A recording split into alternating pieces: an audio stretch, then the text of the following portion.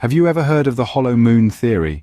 If not, let's venture to the era of the Apollo missions, a time when human curiosity and scientific advancement led us to the lunar surface. Among these was the Apollo 12 mission, a journey not just about setting foot on the moon, but also about delving into its secrets.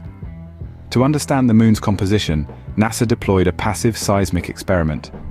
Picture this: the lunar module, post-mission, intentionally crashed into the moon's surface, sparking a moonquake. Quite the dramatic approach, wouldn't you say? Yet the results were even more startling.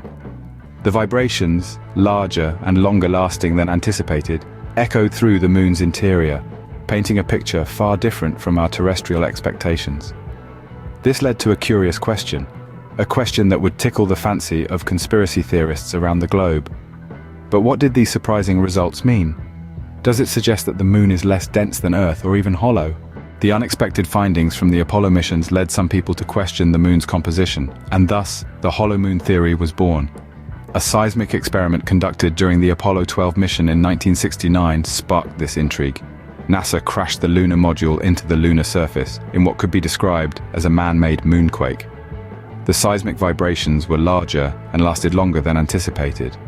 This led to the belief that the moon was less dense than Earth, and for some, the leap to the idea of a hollow moon. Conspiracy theorists latched onto these findings, interpreting the longer-lasting vibrations as evidence of the moon's hollow core.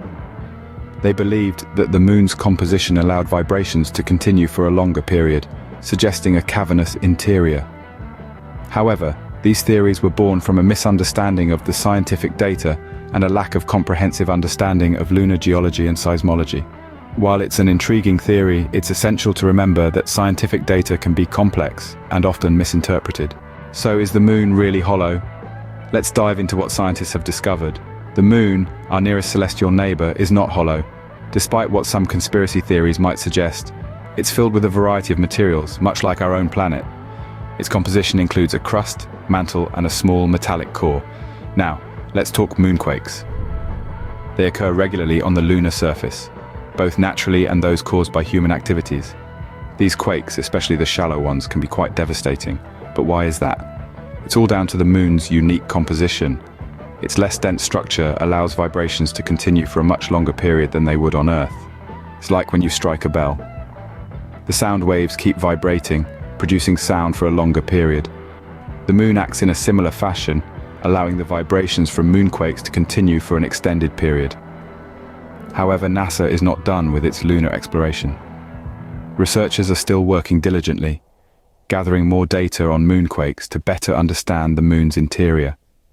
While the hollow moon theory provides food for thought, it's always essential to separate fact from fiction. Remember, the moon might be less dense than Earth, but it's definitely not hollow.